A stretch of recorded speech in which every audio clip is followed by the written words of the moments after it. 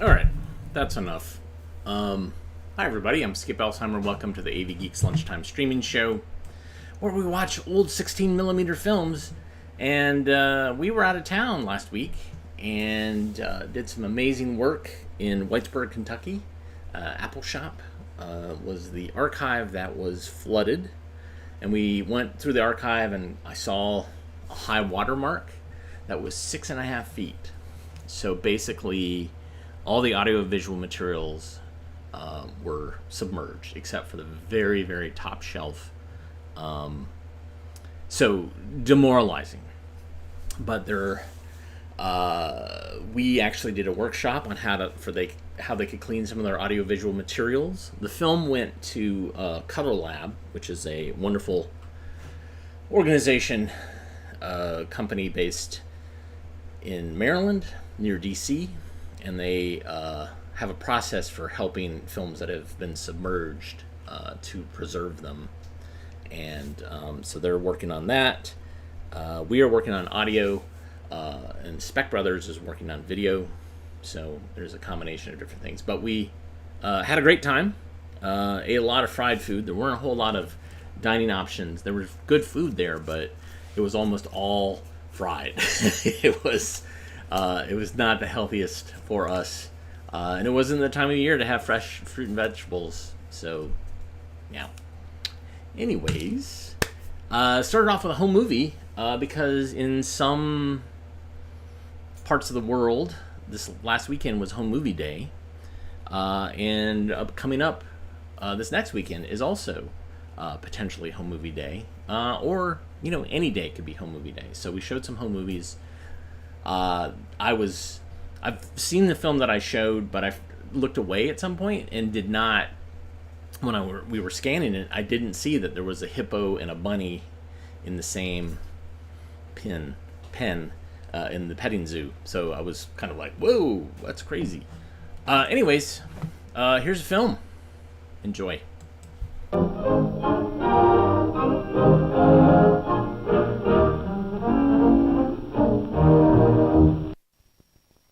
Here's a beautiful new school.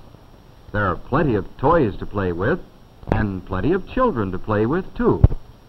Watch 3 of these children to see what they do. Susan, Michael, and Irene are coming out to play.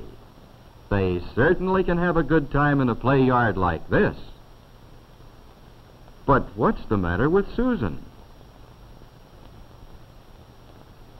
And what's the matter with Irene? Blocks are for all to share. Aren't they going to play together? Michael is angry. You'd be angry, wouldn't you, if someone pushed you that way? Michael wants to help Bill, too. Susan and Irene just haven't learned that sharing is fun. Well, perhaps they think they'll have a better time playing alone. Certainly, Michael could help them, though. Wonder what they're trying to build. Why, it's like a tunnel, isn't it? Susan and Irene are working very hard. It takes lots of careful building to make the blocks stay up. Still more blocks are needed to make the sides wider and stronger.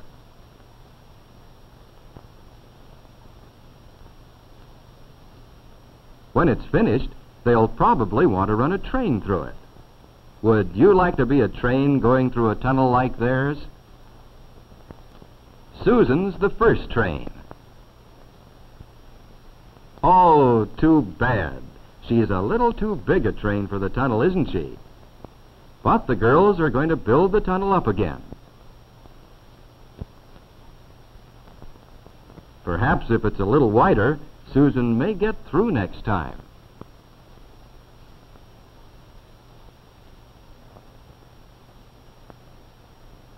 No, it didn't work. Maybe Irene ought to try it. She's smaller.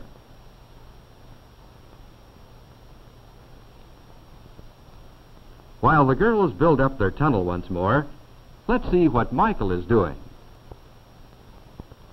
Look at Michael's train. A train like that would really go through a tunnel, wouldn't it? Well, anyway, there's lots of clay to work with. That's fun, too. Michael presses it and squeezes it. Sometimes clay just feels good. But Michael's not really thinking about the clay today.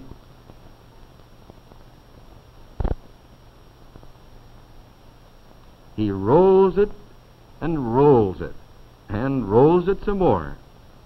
And all the time he's wishing he were playing with the girls and their blocks. Poor Michael. He sometimes likes to play alone, but other times it's more fun to play with children. It's too bad the girls won't let Michael share their play. You know what it feels like when your friends won't let you play with them. Michael's unhappy. He likes clay, but he would really rather be over there with the blocks, the tunnel, and the girls.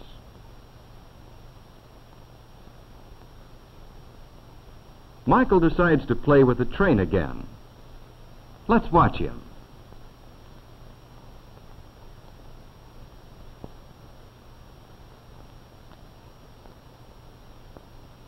Wonder where his train is going. Oh, over to the easel. Michael wants to make a picture.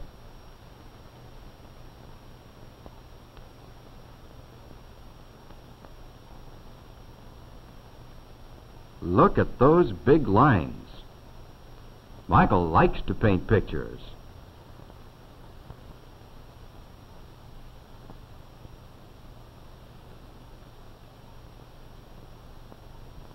While he paints, we'll see how the girls are getting along. They're building up their tunnel again so that Irene can try it this time. You know, Irene is so much smaller than Susan, she might just be able to squeeze through. Careful now. Oh, there it goes again.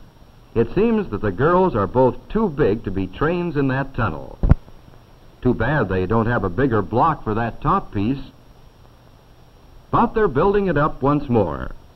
And this time they have a better idea. Irene knows how nice it would be to have Michael's train. It could go through that tunnel quite easily.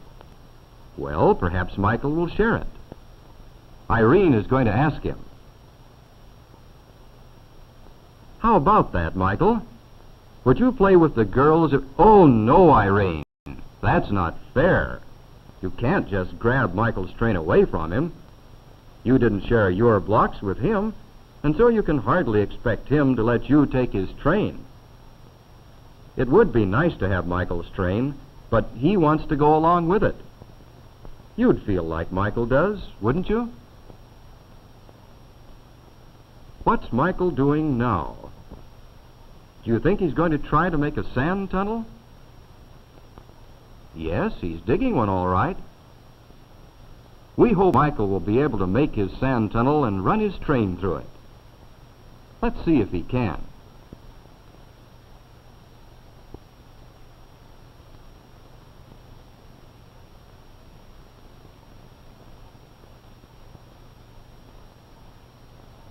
Say, that's a shame. The whole tunnel's caved in.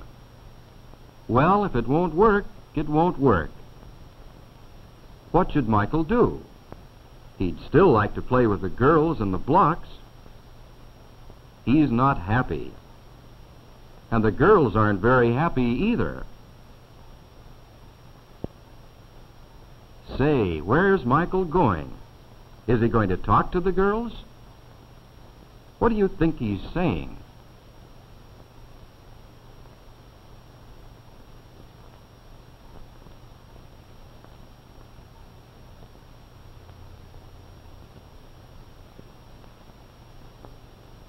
What do you think the girls are saying?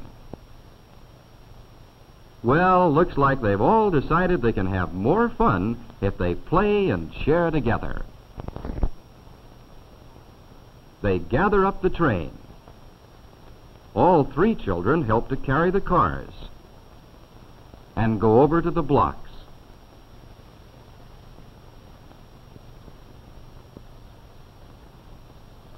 But first, the train must be put together. That's easy, of course, when there's more than one to do the job. There it is. And now the children will fix up the tunnel again. Everyone's helping. It will be a stronger tunnel this time. It won't cave in now. Susan knows that it's often more fun to play and share together. She looks happier, doesn't she?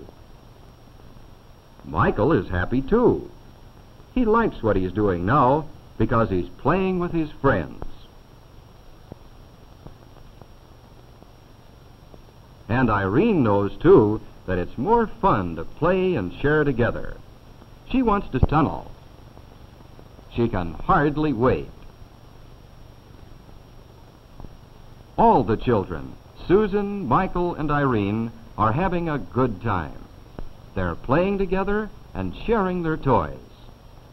It's fun to have friends to work and play with. And school is a place where we find many friends. Just look at that train going through the tunnel. Everyone's having a good time because everyone helps to make it go. Do the children in your school can play together? Do they share their toys and take turns on them? Do you?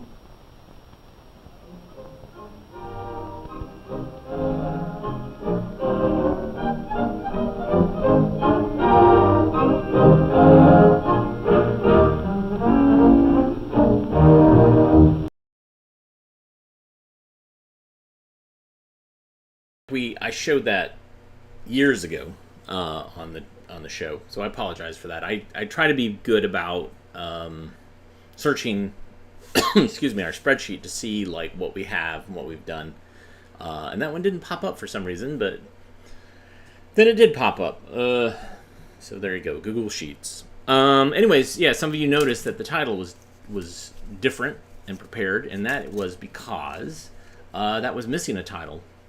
So I tried to recreate a title with the correct information on it. But some of you have eagle eyes, and you noticed that. 1961 was a busy year for NASA. Let's see what they were up to. Enjoy.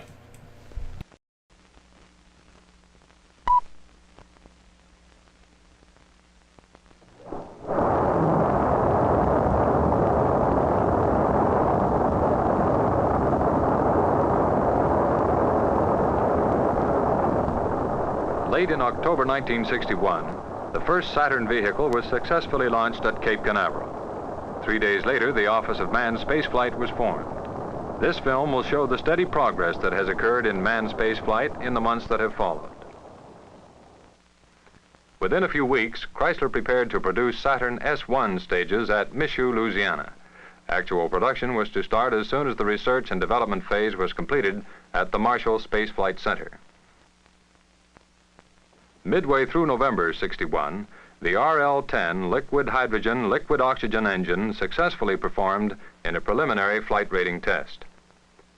9 days later, NASA selected North American Aviation to design and build 2 units, the command and service modules of the Apollo spacecraft that will be employed in the first exploration of the moon.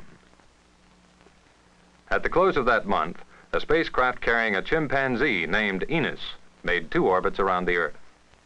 Early in December, NASA put its final approval on Project Gemini, a 2-man spacecraft program specifically designed to provide experience in long-term weightlessness and rendezvous procedures. Then on December 15th, the Boeing industrial team was chosen to produce the giant first stage of the Saturn V at Michoud. Within days, engineers from Douglas Aircraft began work on modification of the Saturn S4 stage for use in the 3rd stage of Saturn V. At this time, the 2nd stage was already under contract, and the configuration of the Saturn V launch vehicle was firmly established. The 1st stage was 5 F-1s, the 2nd stage was 5 J-2s, and the 3rd stage was 1 J-2. On December 21, the Office of Manned Spaceflight held the first meeting of a management council established to assure thorough coordination of all manned spaceflight activities.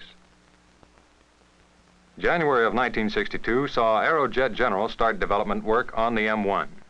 This liquid hydrogen, liquid oxygen engine will be capable of developing 1,200,000 pounds of thrust. Early in February, NASA selected General Electric to supply equipment at Merritt Island, Florida, for integrated space vehicle checkout and to support NASA in its reliability assessment and integration analysis. On February 20th, astronaut John Glenn went into orbit to circle the Earth 3 times. 2 days later, Belcom Incorporated was signed to provide overall systems engineering support for the manned spaceflight program. To improve interagency communications, the Air Force established a liaison office with the Office of Manned Space Flight through the appointment of a deputy commander, Major General Ritland. Before the end of the month, a mock-up of the Gemini capsule was completed at the McDonnell plant in St. Louis. Also in March, the NASA Manned Spacecraft Center moved from Langley Field, Virginia, to Houston, Texas. On the 25th of April, the second Saturn was successfully launched. This included an experimental test explosion of water-filled tanks at high altitude at the end of the flight.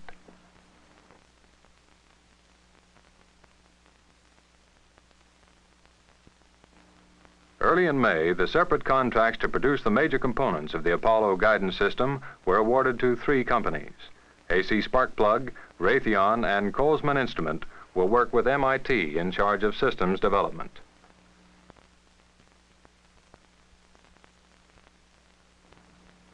About the same time, Convair was chosen to design and manufacture Little Joe 2, a launch vehicle for Apollo spacecraft suborbital test flights. May was also the month when astronaut Malcolm Scott Carpenter successfully made his 3-orbit flight around the Earth. Before the end of May, the F-1 engine was fired at full thrust for the first time. It happened at Edwards, California. Moving into June, the Green Hut Construction Company contracted to modify the Saturn test stand at the Marshall Center. The modification provided 2 test positions. Shortly afterwards, a computer center to service the Michoud operation was established at Slidell, Louisiana. On July 11th, Space Administrator James E. Webb announced the decision to base the planning, research, development, and procurement of its space program on a lunar orbit, rendezvous mode of flight to the moon. The vehicle was informally named the Bug. With this planning decision for lunar orbital rendezvous, NASA authorized an improved launch vehicle, the Saturn 1B, and instituted studies of a Nova vehicle larger than previously contemplated. A few days later, it was announced that the new control center located at the Manned Spacecraft Center in Houston, Texas, would be the primary Earth station for the control of manned space flight missions. Shortly after, IBM was awarded a contract to develop and supply the computer facility for the Mission Control Center. On July 21st, the design of the Saturn V launch complex was selected to include a vertical assembly building and an earth crawler to carry the 350-foot vehicle to the launch pad in an erect position. Off the California coast, the first full-scale model of Apollo spacecraft underwent a successful preliminary flotation test in August. September 17, 1962, the selection of 9 new astronaut candidates was announced in Houston. NASA approved plans for static and flight testing of the Apollo spacecraft propulsion and abort systems at the White Sands Missile Range in New Mexico. Late in September, plans were approved for the development of a test facility in Mississippi, which will be used for firing the large launch vehicle stages produced at the Michoud plant in New Orleans.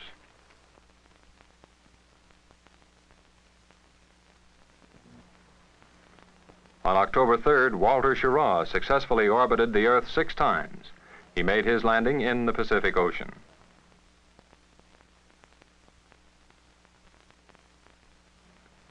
A few days later, the Saturn S4 stage successfully completed its first full-duration static firing test, a 7-minute run at Sacramento.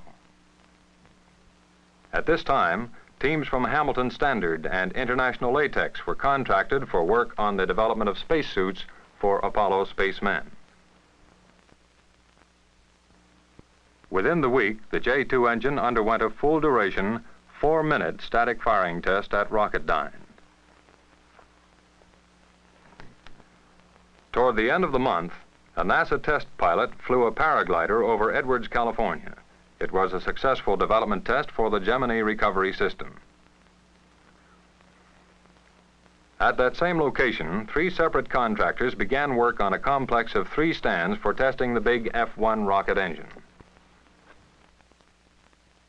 By the 7th of November, Grumman was selected for development work on the lunar excursion module of the Apollo spacecraft. NASA announced its confirmation of lunar orbit rendezvous as the selected mission mode for Apollo. On November 9th, the S-1 first stage of the Saturn was test fired at a full thrust of 1.5 million pounds. Previous firings have all been 1.3 million pounds, but this was in preparation for the first 2-stage flight to be launched in 1963. On November 14th, astronaut Gordon Cooper was selected for a 1-day orbital flight to take place this spring. Alan B. Shepard will be his backup. Within a few days, the 3rd test flight of Saturn succeeded. This included a second high-water explosion. At the Marshall Space Flight Center, the Saturn IV stage arrived for dynamic tests. It had completed a 23-day voyage from the West Coast, coming by way of the Panama Canal, the Mississippi, Ohio, and Tennessee rivers. Late in the month, the first successful firing of a development engine for the Apollo spacecraft service module took place at the Aerojet General plant. In December, NASA contracted with the Army Corps of Engineers to study the problems involved in constructing a base on the moon. At the end of 1962, North American Aviation completed the fabrication of an Apollo command module. It was delivered to Northrop for installation of the parachute landing system and will be used in the first unmanned flight test. With this background of accomplishment in the manned space flight program, NASA looks forward to 1963 as another period of continuing progress.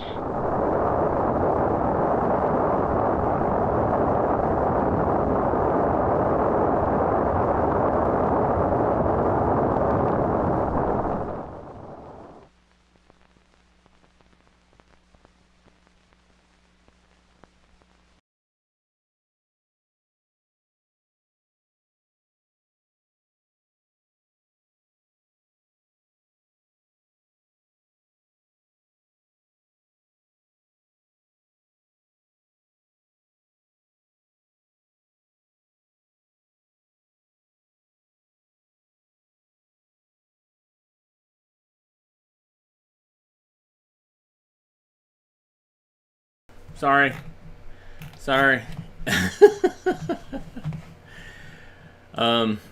Yeah. I was moving some stuff around. Anyways, yeah, it was just like basically like all they did is assign contracts to giant corporations, which is the whole deal with NASA. Man, NASA was always about the aerospace corporations and developing this relationship with big companies, and it's that way today, and that is a wonderful and a horrible thing. All right, so I got behind me a film scanner, which you can't see because of how things are arranged over here. There's the film scanner right there over my shoulder. I got a film set up, and that's not the name of the film. This is called The Sound of Language Reel 2, Film 2.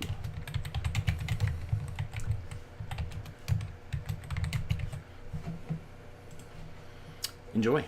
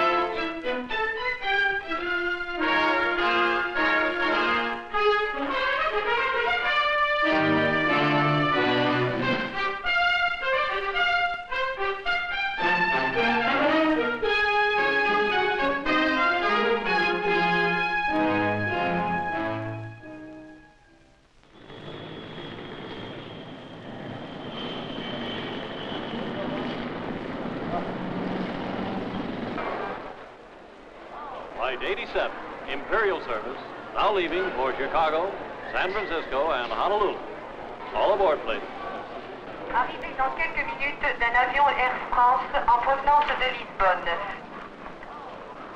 I passeggeri in partenza per Roma sono pregati di andare in sale del riparto. Flight 833, mainliner service leaving for Detroit, Chicago, Portland, Seattle, and Vancouver.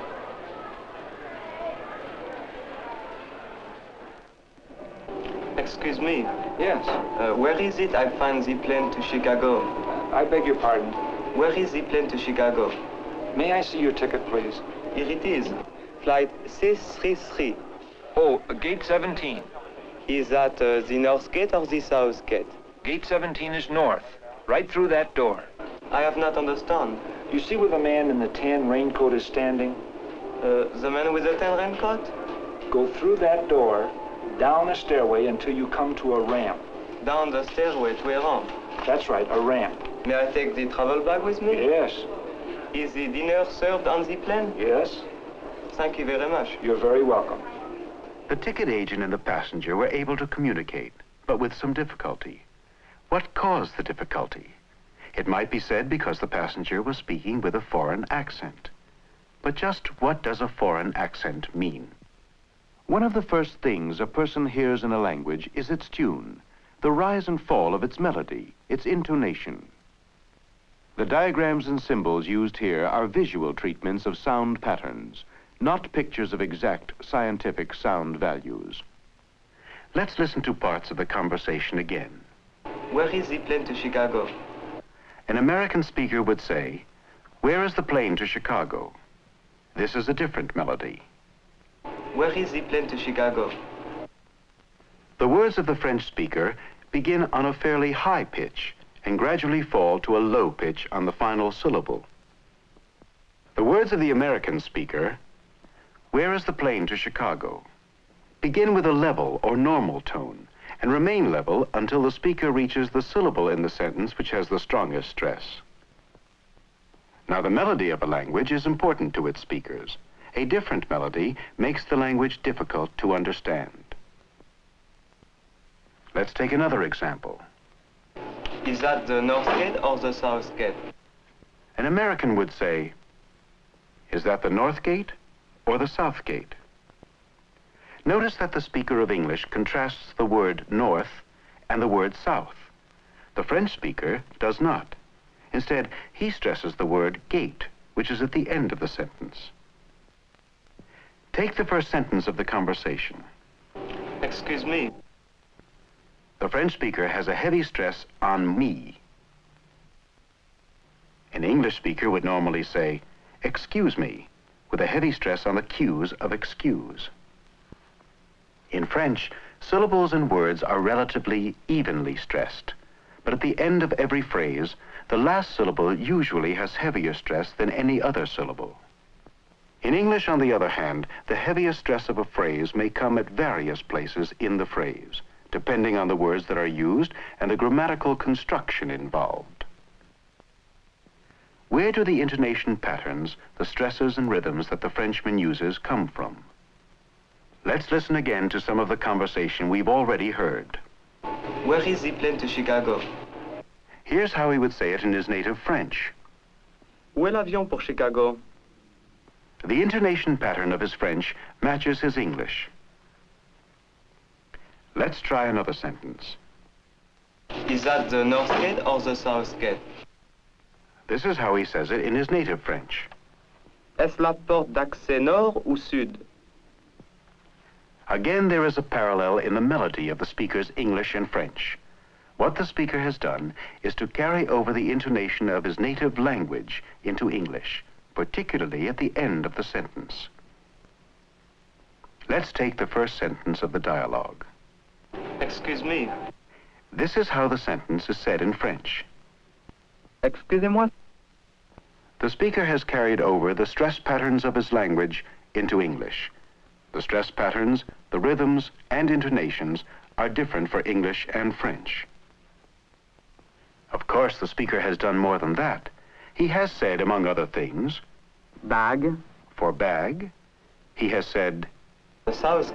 for south, North. for north.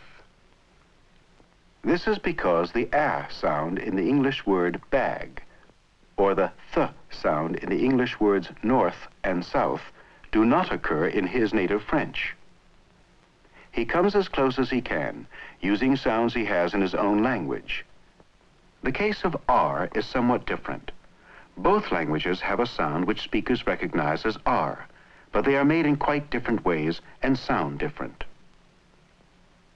The broad sound patterns of intonation, stress, and rhythm, as well as the pronunciation of individual sounds, are important in understanding speech. These differ from language to language. Let's listen to a speaker influenced by her native Japanese language background. Excuse me. Yes. Where is the flight to Chicago? I beg your pardon. Where is the flight to Chicago? May I see your ticket, please? Here it is. Flight 633. Oh, gate 17. Is that north or the south gate? Gate 17 is north, right through that door. I don't understand. You see where the man with the tan raincoat is standing? The man with the tan raincoat. I see. Go through that door, down the stairway until you come to a ramp. Downstairs to where ramp? A ramp, R-A-M-P. Can I take with my traveling package? Yes. Is dinner served on the plane? Yes, dinner is served. Thank you very much. You're very welcome. There are a number of sound and pronunciation differences that arose in the Japanese passenger speech. Let's examine a few. Is that north or the south gate? The question is characterized by a rise at the end of the sentence. In English, is that the north gate or the south gate? The normal intonation has a drop at the end of such a sentence. In Japanese, a question of this sort is usually a double question. それは北の改札口ですか？南の改札口ですか？ This means, is it the north gate? Is it the south gate? The Japanese speaker has followed the construction of the English sentence, but has carried over the final rising intonation that she uses in her native language. Many pronunciation difficulties occurred. The speaker said, Raincoat. For raincoat. Ramp. For ramp. that is because there is no distinction between the L and R sounds in Japanese, and, to its native speakers, these two English sounds seem to be alike. The speaker also said, Very. for very, and Served. for served. There is no V sound in Japanese, and the speaker uses the nearest sound in her own language, the B for V. The passenger said, Excuse. Understand. Japanese uses no consonants at the end of a word. All words end in a vowel or a nasal. Therefore, Japanese speakers have a tendency to add a vowel to an English word which ends in a consonant. If the passenger were a native speaker of Russian, he would sound like this. Excuse me. Yes? Where is plane which is flying to Chicago? I beg your pardon. Where is plane which is flying to Chicago? May I see your ticket, please? Here, flight 633. Oh, gate 17. Is it North Gate or South Gate? Gate 17 is north, right through that door. I don't understand. You see where the man with the tan raincoat is standing? I see man with a tan raincoat. You go through that door, down a stairway until you come to the ramp. Until I come to the ramp. That's right, the ramp. Can I take this platform with me? Yes. Is dinner served in the plane? Yes, dinner is served. Thank you. You're very welcome. Let's listen to some of the Russian passenger speech. Is it North Gate or South Gate? The intonation of the Russian speaker is characterized by a sharp drop after the or. Compare it with normal American English intonation. Is it the North Gate or the South Gate? There is a rise on South and then a final drop. Now compare the Russian speaker's English intonation with his Russian intonation of the same sentence. Is it North Gate or South Gate? Это северный выход или южный? The intonation patterns of the speaker's English and his Russian are similar. The speaker's native language influences his pronunciation of English. He says, Where? for where. This is because there is no w sound in Russian, and he uses the nearest sound to it, the v. Russian does not have a th sound as in the English word north. Therefore, the speaker says, North. although there is an R sound in Russian, it is different from the American R. The speaker says, Ramp. for ramp, trilling his R. Neither French, Japanese, or Russian has the th sound as used in the English word three. But the speakers of these languages pronounce the word three quite differently. The French speaker says, Free. the Japanese speaker, Three. and the Russian. Three. Each of these speakers is influenced by the sound patterns and habits of his native language. There's a characteristic of English rhythm that is difficult for non-native speakers to master. Take an expression like this. I've ticketed him for the return trip. Notice the difference in the speed with which the syllables tick, turn, and trip are spoken compared with the syllables Et, ed, for, the, re. that occur between tick and turn. The stressed syllables tick, turn, and trip are lengthened. The unstressed syllables are crowded together and reduced. This lengthening of stressed syllables and crowding together of unstressed syllables is characteristic of English.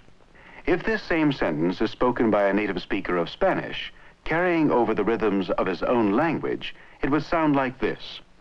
I've ticketed him for the return trip. The Spanish speaker uses more regular rhythms, giving all his syllables more equal value and creating a staccato-like effect. I've ticketed him for the return trip. The crowding together of unstressed syllables in English gives Spanish speakers the impression that English speakers speak very rapidly. I've ticketed him for the return trip. The more regular rhythms and stresses of Spanish give English speakers the impression that Spanish speakers speak very rapidly.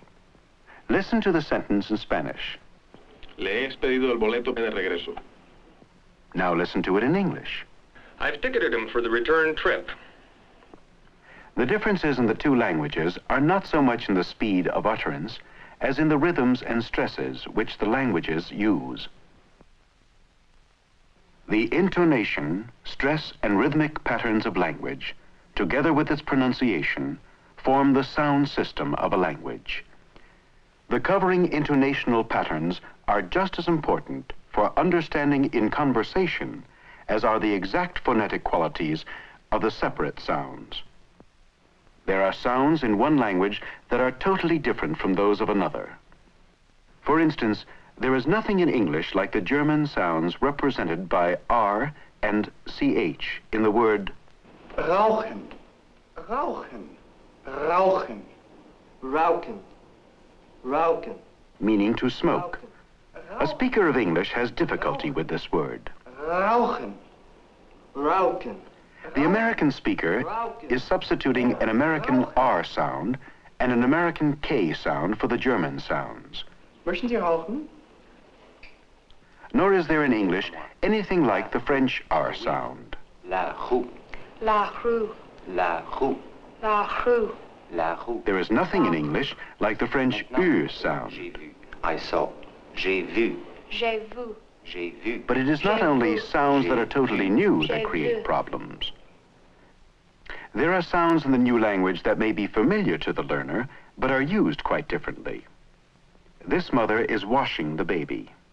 A Latin American student learning English as a second language clearly understands the difference between this situation and this. The mother is watching the baby. But suppose the student just heard the statement, the mother is washing the baby. Would the student know which situation was meant? Would it be this or this? The chances are he would be confused. He probably would have difficulty in even hearing the difference between washing and watching. Why? The mother is washing the child. The mother is washing the child. The mother is watching the child. The mother is washing the child. Because Washing, Spanish does not washing, use the difference watching, between the sound washing, sh and ch washing, to distinguish meanings. Washing, washing, English does. watching, washing, watching. washing. There are sound contrasts that distinguish meanings in Spanish, but not in English. English speakers have difficulty with the difference between the sound R and R. because these sounds are not used in English to differentiate meanings. Pero means but. Perro means dog. There are vowel contrasts that distinguish meanings in Spanish, but not in English. Re, rey. Reno, reino. Reno means reindeer. Reino means a kingdom. Now the differences in the English sounds sh as in wash and ch as in watch are important because they change meanings. So are the differences between E in sheep and the E in ship. The differences in the Spanish sound ere as in pero and the R as in perro are important because they result in a change of meaning. So are the differences in the vowel sounds E in re and A in rey, E in reno and A in reino. These are differences that matter, but not all differences in the way a sound is made change meanings. For instance, there is a word duda in Spanish meaning doubt. Duda, duda, duda. Now notice that the initial D is pronounced da. The middle D is pronounced differently, like th.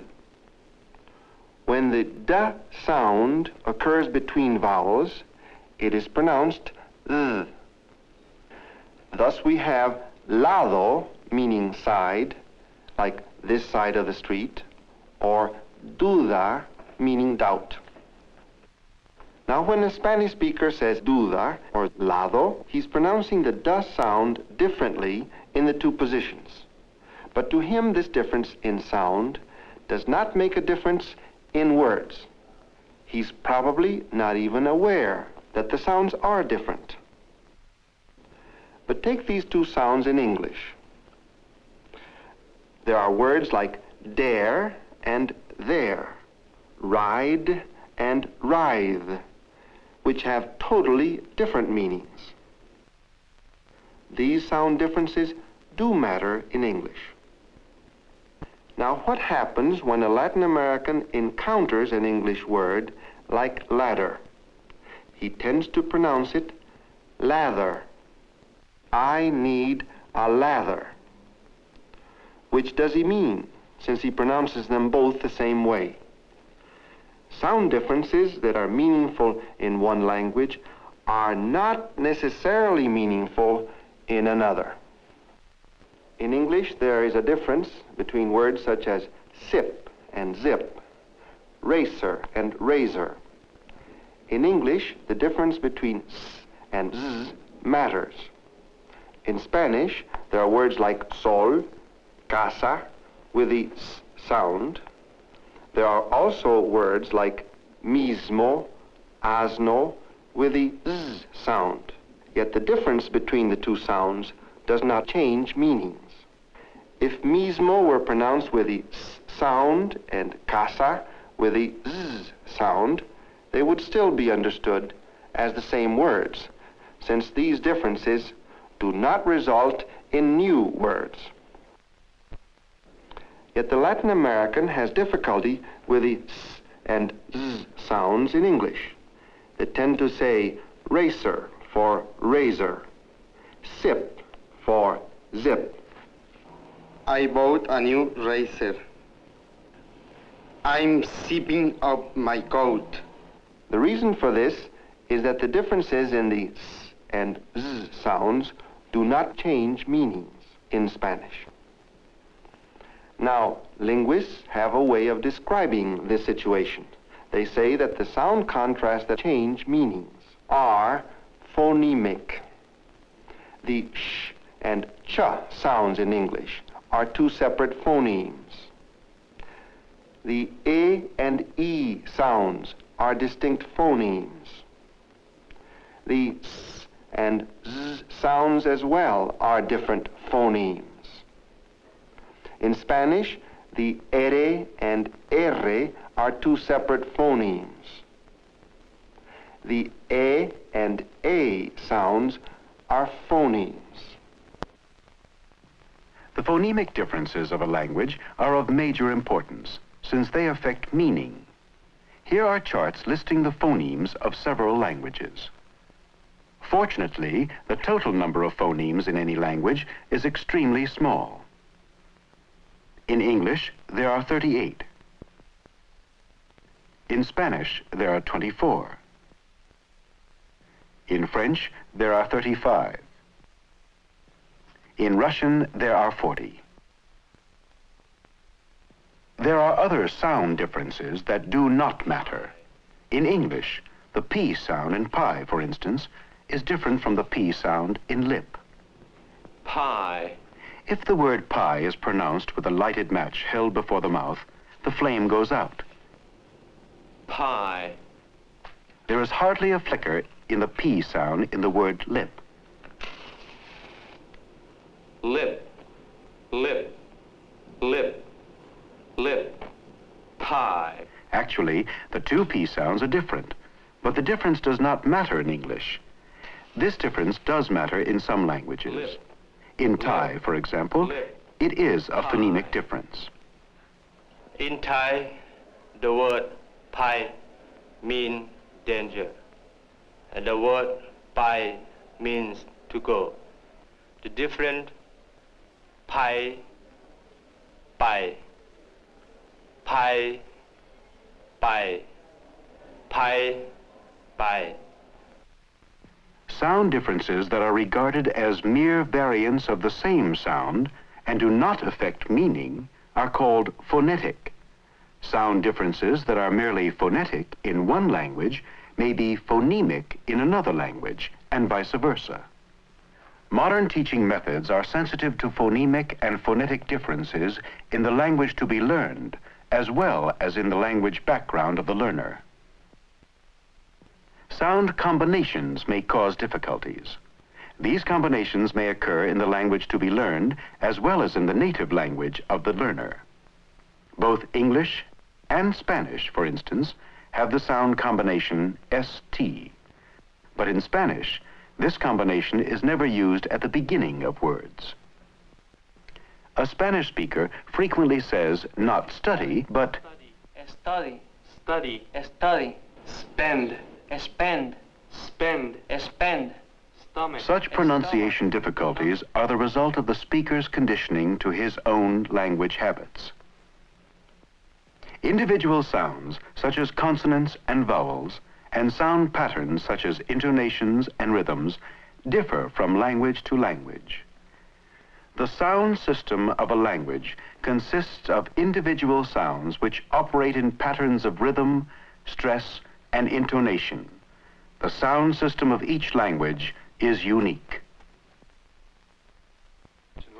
In the modern classroom, learning the proper intonation of a language is as important as learning its individual sounds.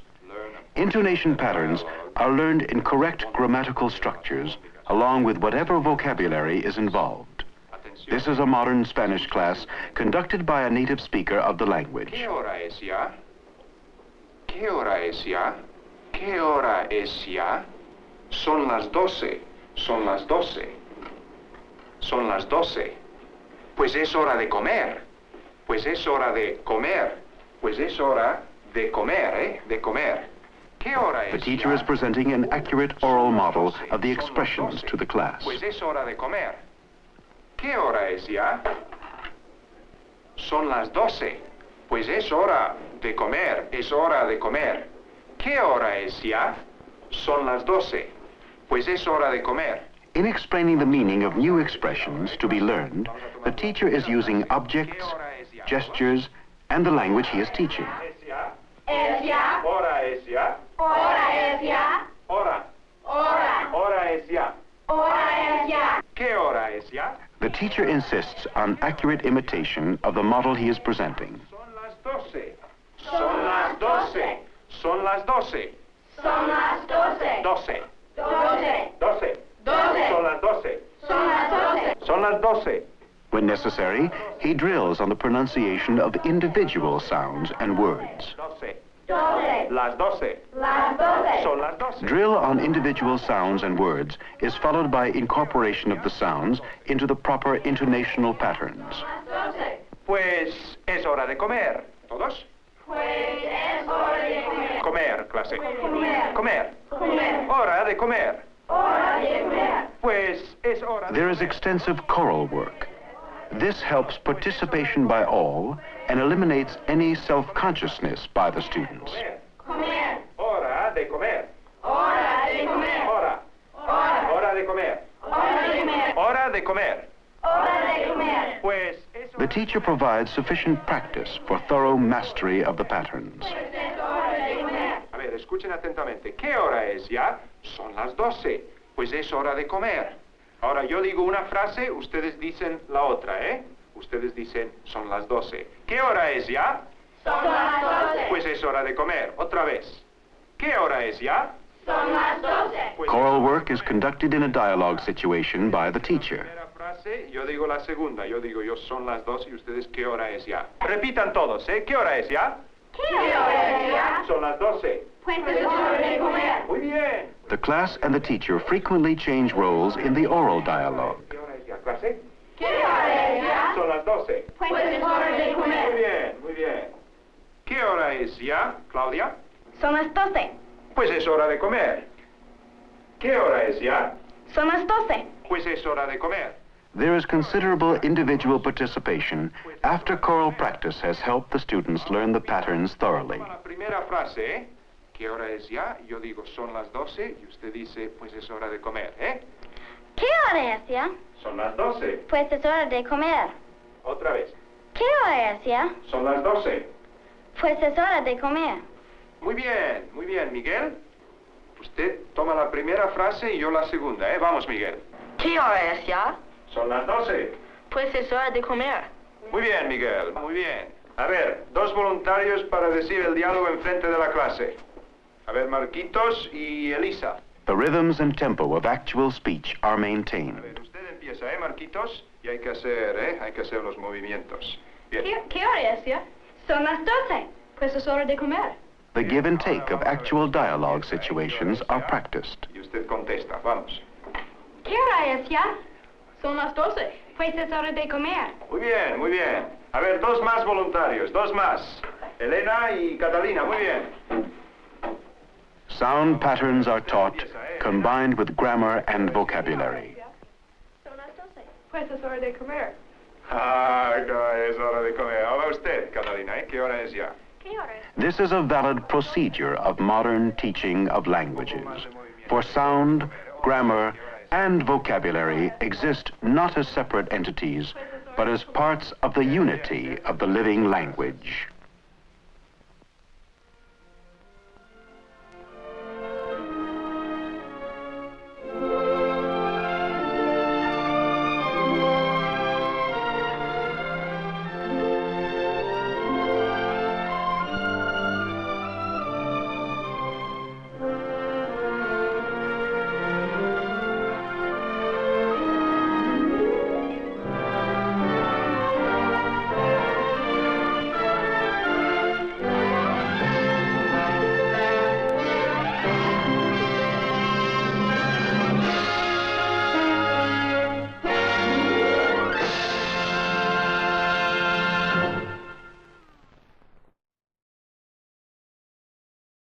right.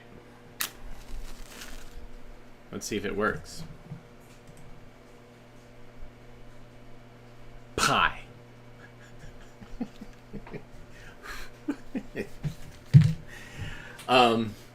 So that was a long film, but it was fascinating. There were some really interesting things in there that I kind of like. And it's like, God, if you had shown this to me before I had taken French, I really would have gotten a better sense of language and the different ways that we talk about how we pronounce. Although maybe, who knows what my brain would have thought back then in high school. Thank you so much for tuning in today. Very much appreciate being there with you guys live. Even though at one point I just walked away from the computer. So let's see. If you like what you saw, I'm out of practice now. If you like what you saw, hit the thumbs up button, hit the like button. Those are great ways to support us. You can also support us financially by going to the Super Thanks button or the Super Sticker button in the YouTube chat. Those are ways to donate money. And that actually is helping support, support us in paying for the 4 storage units that we have now. Because we've acquired films. That last film was from Northern Iowa University, and they donated it to us because they didn't need it anymore. But yeah, we ended up with 1,200 more films over the last month, and so we don't have space for them here at the archive. So we've been taking them off, taking films off site. We're also unloading the basement, which is really gross, and rehousing stuff down there. So thanks so much for tuning in. You can support us by looking to the right and donating, and we will see you soon. Goodbye.